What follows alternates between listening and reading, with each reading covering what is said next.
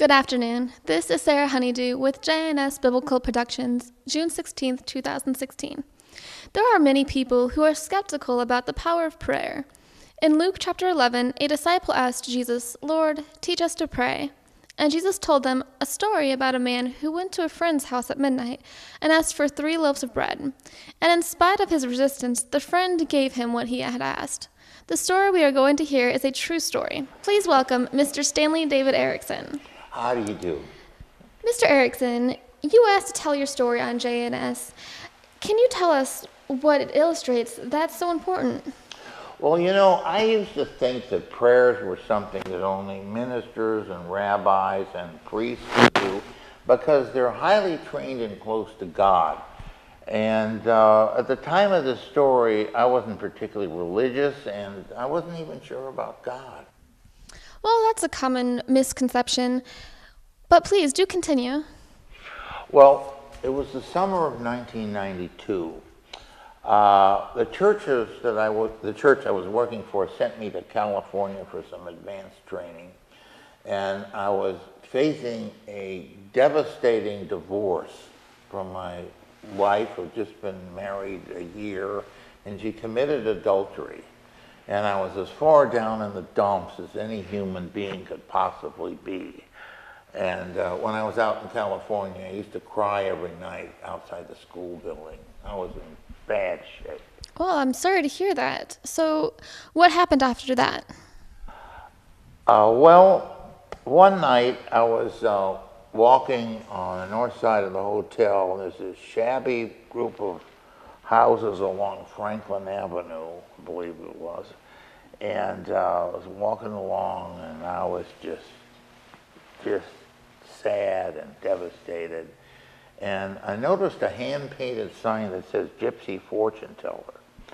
And I looked there, and there was a gypsy sitting there. And I was wondering if I could ever meet somebody that could replace my wife that had committed adultery, and I would be picked up off the ground and I would survive. That's what I was thinking. Well, I think you might get your question answered then. Well, I guess I did.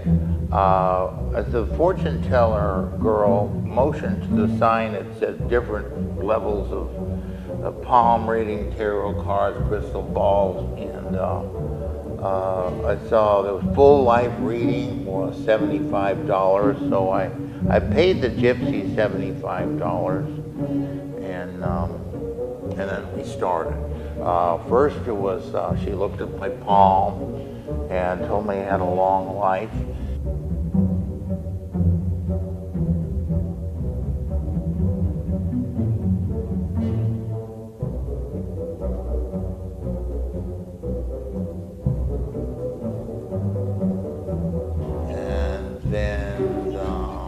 She had me draw a tarot card, and that was interesting. She explained what tarot cards meant.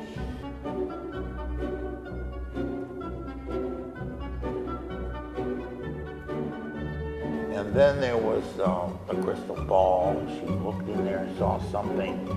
I forgot what it was, but it was something very startling. Something was going to happen.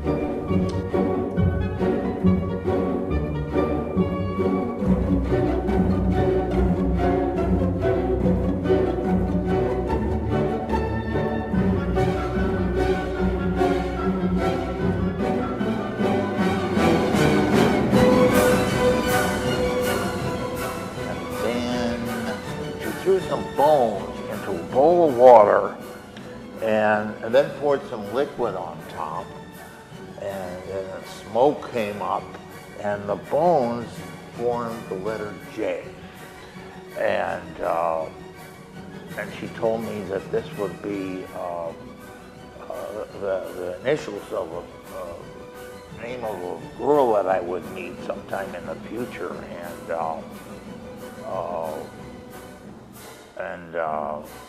I wasn't okay. Yeah, that's what I remember. Wow, that is a very interesting story.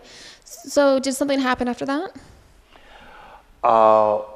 Well, I certainly did. I got through the divorce, but it took a long time to get over being the victim of adultery. I mean, that was devastating.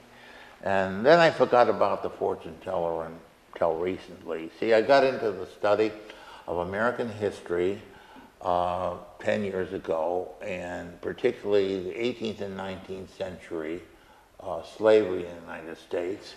And then one day at the studio, my partner, Tim, he introduced me to a couple of actresses that I might be interested in using in future parts. And it was the second one that seemed to have this sort of inner energy or something, a real spark inside of her. And I hired her on the spot, and then 3/4 of a year later, she became my business partner. We formed an organization called J&S. So the gypsy became the friend at midnight. Is that what you're telling me? Yes, I would say so. You know, God works in mysterious ways. Sometimes He answers a prayer that you didn't even know you asked. And that's kind of what happened there. But you know something? I think I should have prayed to God directly and not go to a fortune teller. A fortune teller isn't somebody you should pray to. She just told me what was going to happen in the future. But I should have asked her how long this was going to last and where it was going to go, but I was too embarrassed to ask that question. So, do you know? No, I don't, but God might. Since you didn't think to pray any further, it seems that you only wanted to meet somebody to replace the person who betrayed you. But your prayer was answered, it sounds like. Notice how easy it was, though, as Jesus said at the end of the parable in Luke 11:9, to ask, and it shall be given to you. Seek, and you will find. Knock, and the door will be opened to you. Wow, that's interesting. This is Sarah Honeydew for J&S Biblical Productions saying, don't ever be embarrassed or afraid to pray to God.